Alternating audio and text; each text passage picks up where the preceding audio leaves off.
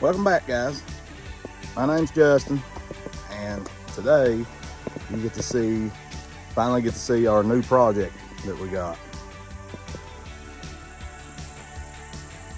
Here she is, 1978 International Loadstar 1600 dump truck. Now she's a little rough around the edges, but you know, like most everything else I get, it's a project. But it does run. Yeah, it didn't run when I first bought it. I went through the whole scenario of working up a price with the guy, and before I committed to it, I at least wanted to see the engine turn over. So I went out and bought a battery, and we put it in it when it's down there at his house and fooled around with it. Got the motor to turn over. Got the hit and run a couple seconds down there, and then I was sold on it. So got a friend of mine to bring his roll back, and we loaded up, brought it back here, and then I've done a little bit to it so far. I haven't didn't take a whole lot of time to record some of the other stuff I've done to it already. Let's see, I redone the carburetor on it. It may not be 100%, but it does do pretty decent. It's the first time I fooled with any kind of V8 carburetors. This does have the 345 V8 with the 2-barrel carburetor on it. Take a look at under the hood here.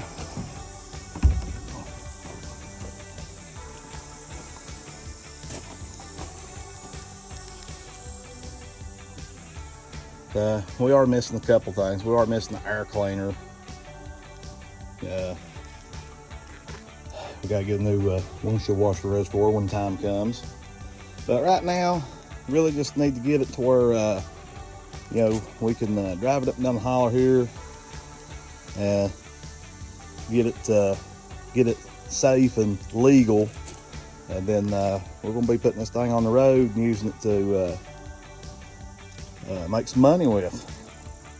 It will start up. Some of the other things I've already done, like I said, you know, I redone the carburetor. I put a new master cylinder on it. Put new front brake lines on, as far as the rubber hoses anyway. Replaced the rubber hoses, and had to put one on the rear end where it tees off.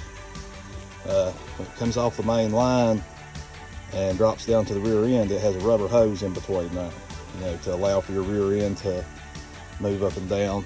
That hose wasn't allowing brake fluid to pass through it, so by the grace of God and digging around through some numbers at Napa, we were able to find the correct brake hose for it.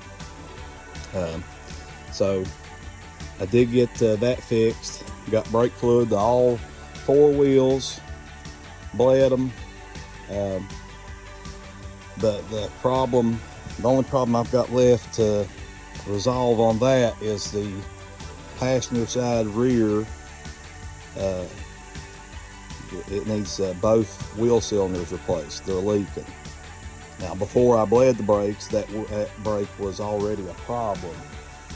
It's locked up, and you know, once I got it home here and got it running, I was sitting here, you know, working it back and forth in the driveway. So it will move under its own power, but I was trying to, you know, drag that brake around, trying to see if it would loosen up.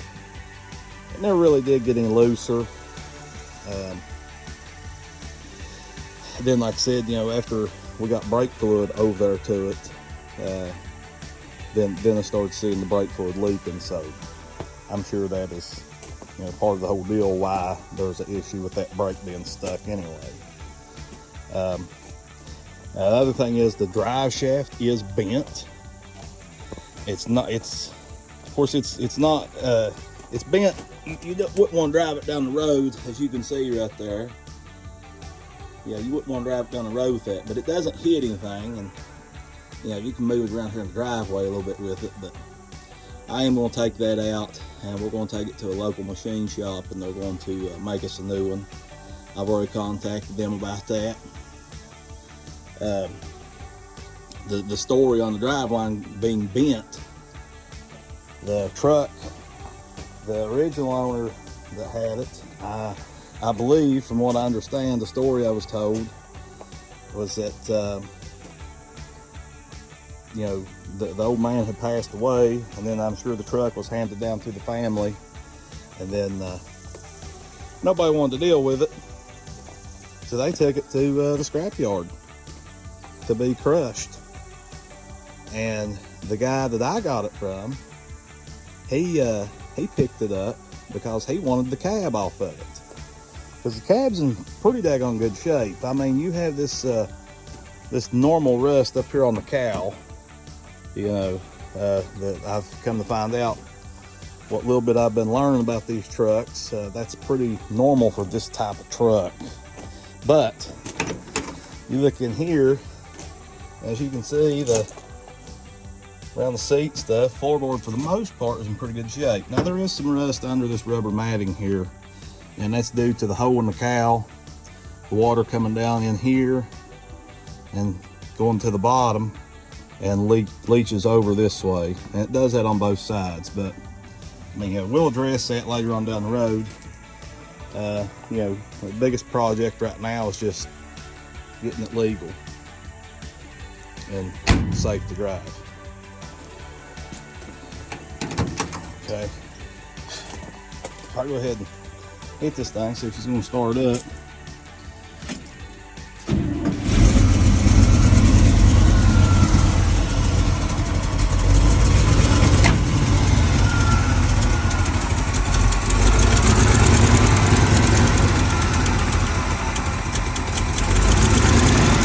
Line out there just a second. Put this hood down.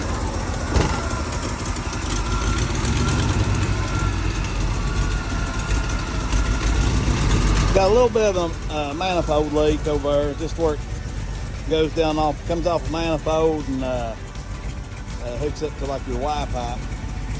But like I said, when that manifold or the driveline got bent, they kind of mashed the exhaust too, so all that's kind of loose a little bit.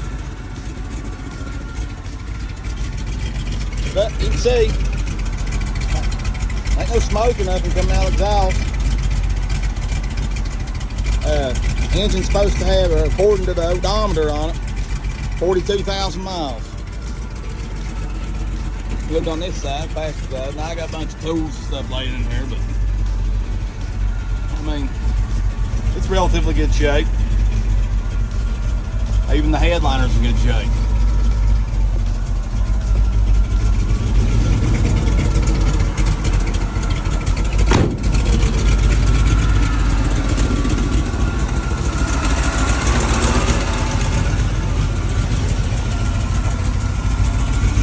Bed works, how everything raises up and down.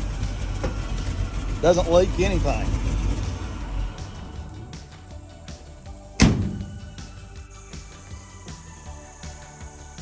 So yeah, our project, what I'm gonna try to do today is we gotta get this thing jacked up, okay?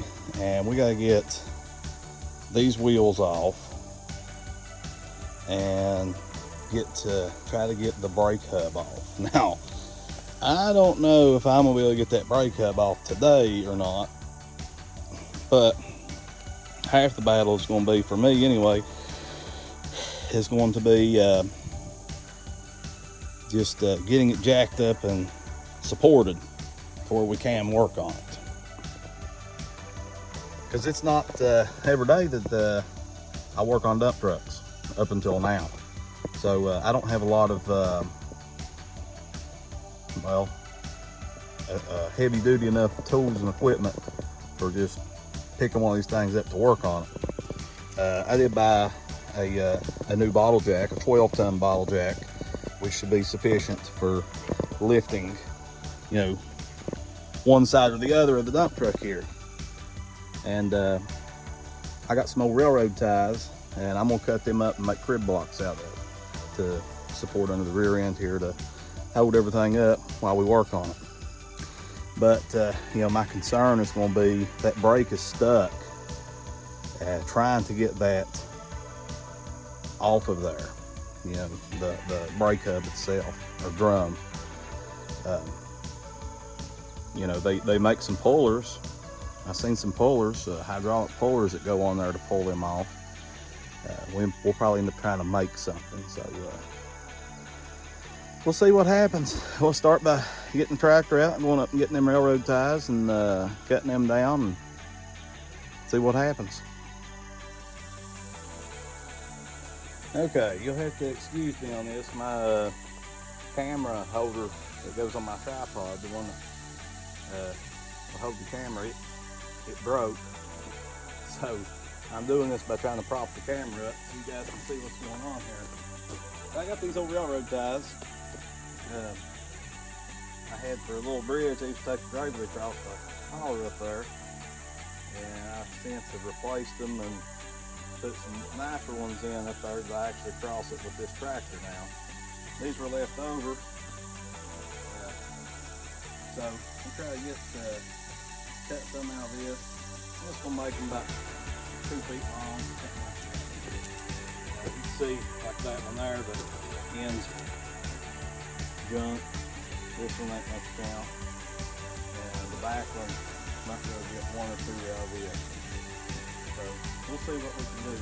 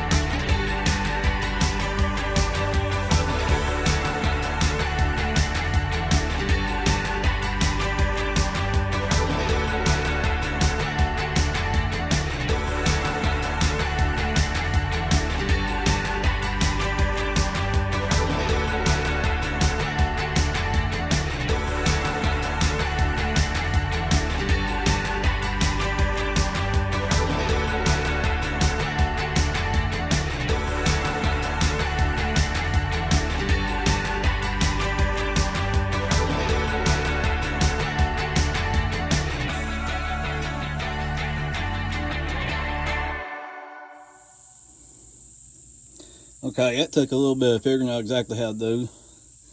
I wasn't so sure about putting my jack right on the center of the rear end. I mean, I do in pickup trucks and stuff, but you know, I mean, this is a little bit heavier than a pickup truck, but that's what I end up doing to be able to get this cribbed up where I felt comfortable with it. Because, you know, the way your rear end is shaped right there, it comes on an angle. It's just hard to get cribbing in there to set straight without it wanting to just ride over and fall out. So I end up biting the bullet and just hoping that it wouldn't bust the rear end housing, which it didn't. It seemed to be fine. Just jacked the whole rear end up right there. Had both wheels up in there, cribbed the one side. But now you can see it's up off the ground plenty enough to get the wheels off of it. You can see that new brake line I was talking about I had to put on the rear end. Comes down to that T and goes to the driver's side and passenger side.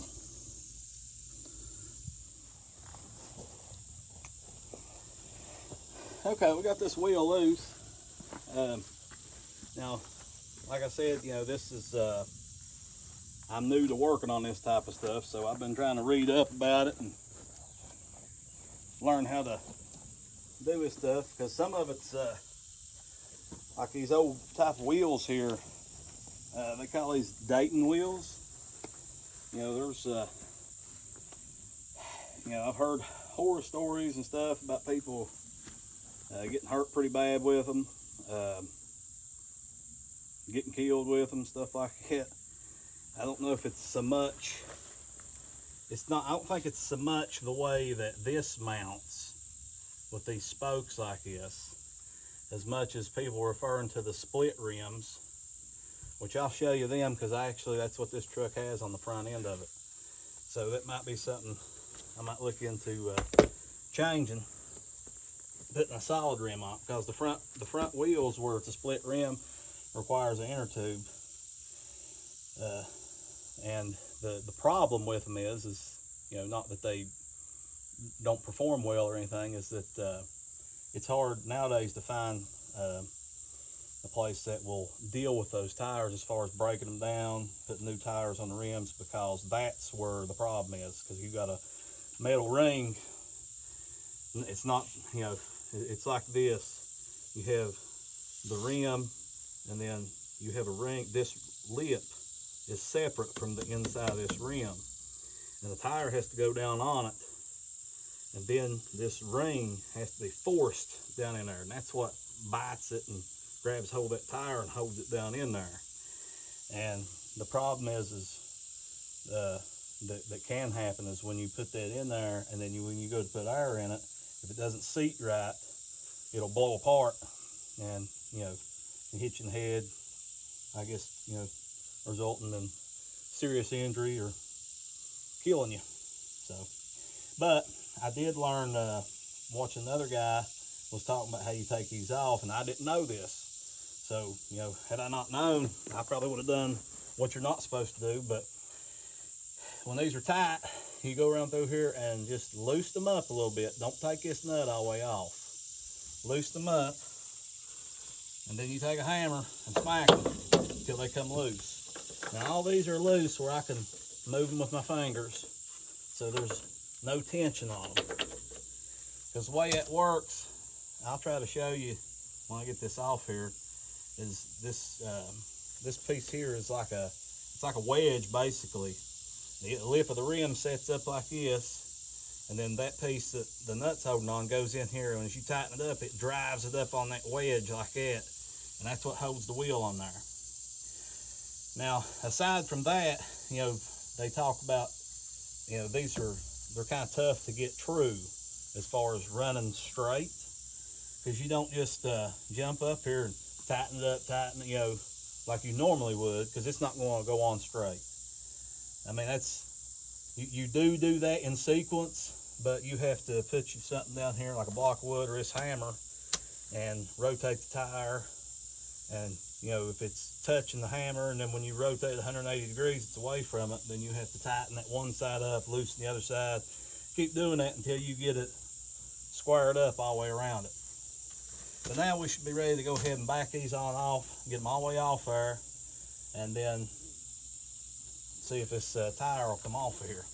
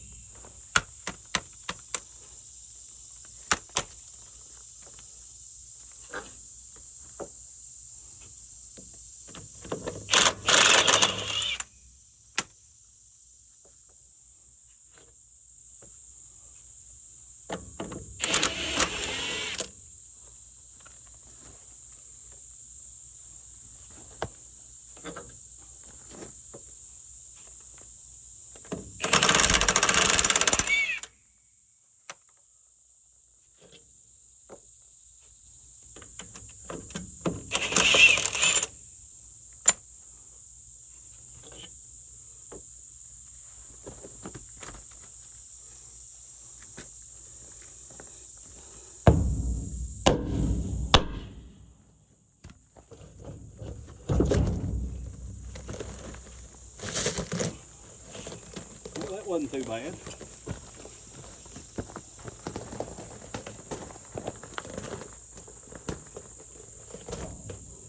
Now, like I said, it's all new stuff to me too, so you all are experiencing it the first time just as I am. So all I know is this spacer, or whatever you want to call this, spacer, retainer ring, that goes on there, and that's what holds that inside tire on. So usually I think you just beat on it and it'll come loose. So we'll smack him there and see what happens. We might take a little more persuasion.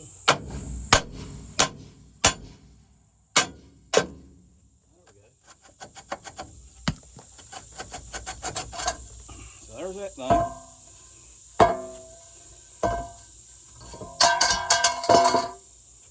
And it's there.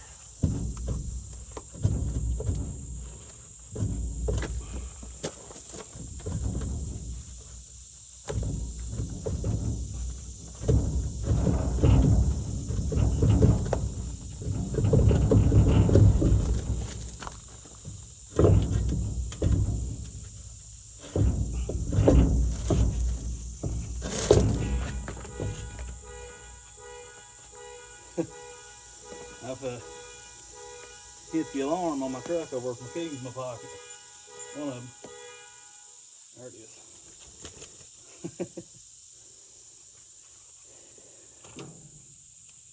Yeah, it's been a job so far just getting it jacked up, getting the wheels off of it. Like I said, we haven't even started trying to get the hub off yet.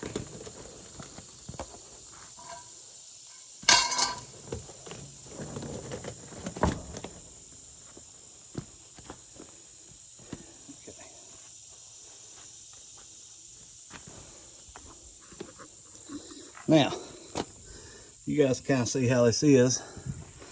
So this is your brake drum. And like I said, that's what's stuck right now.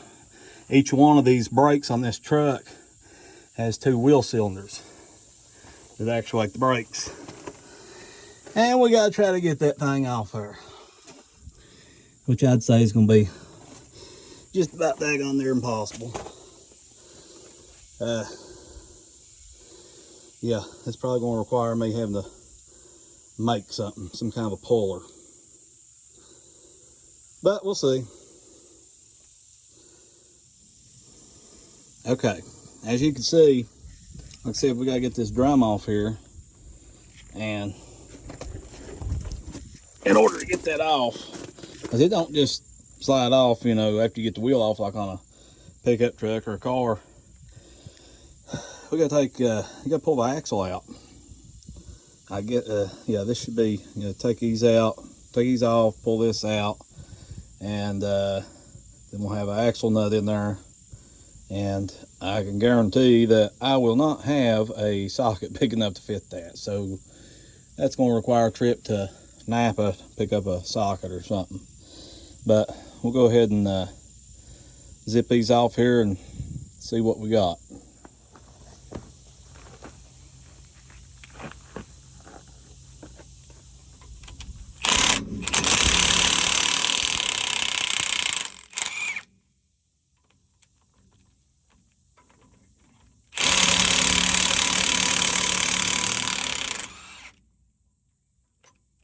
Brought the whole stud out on that one.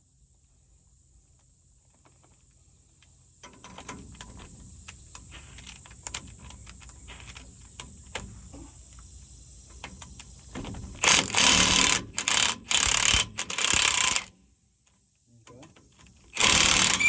Guess that's the way it's going to be.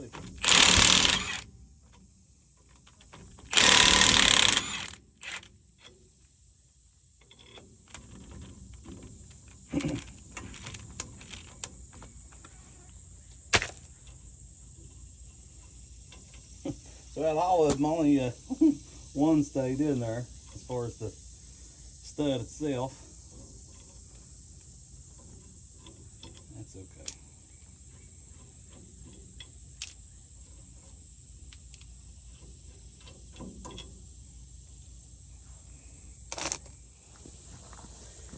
Okay, I went and got my pan, put it down here just in case. Now, the rear end, the way it's cribbed up here, should be kind of tilted towards the driver's side, so hopefully we won't lose any rear end fluid out of it, but we may. Not really sure how much is in it. I've not checked any of that. So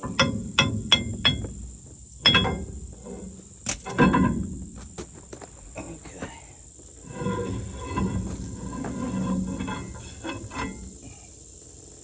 There's the axle.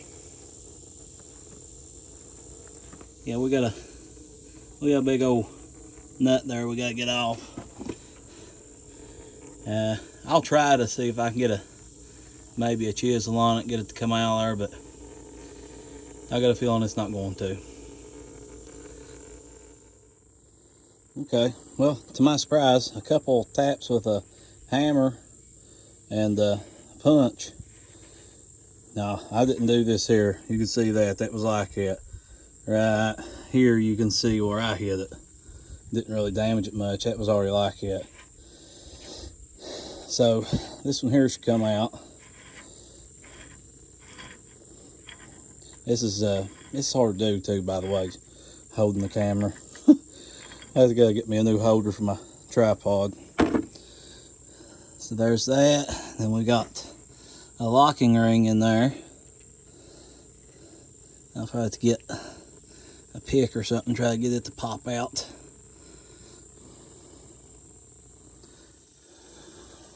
Okay, lucked out again on this, and I was able to hit it with the punch 4 or 5 good times, and it came loose. So this will be our nut that actually, sets the pressure on the bearing. So we get it out.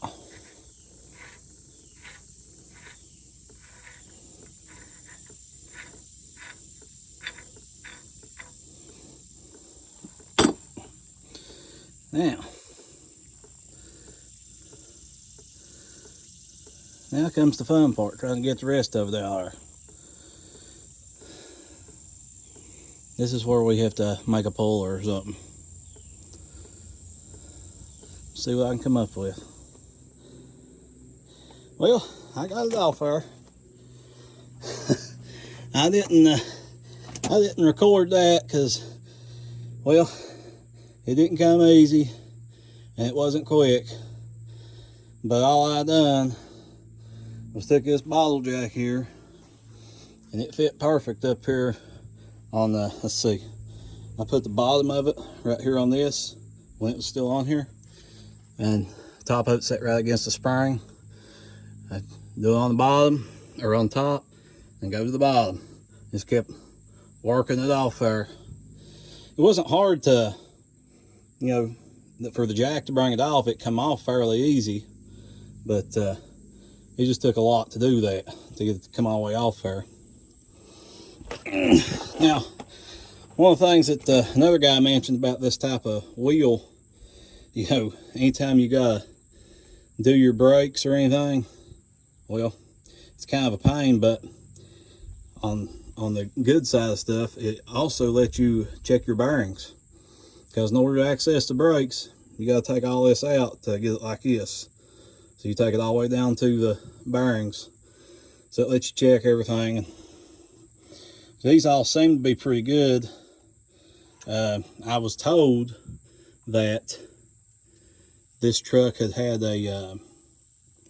some work done to the rear end, like right before it was parked. So I'm assuming that everything's pretty good shape in the rear end. I know you can tell, like this old gasket material, I mean, it's still pretty pliable. So I don't imagine it's been that long ago since all that was apart and put back together.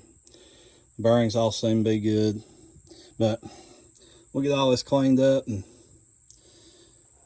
see about getting these wheel cylinders out here.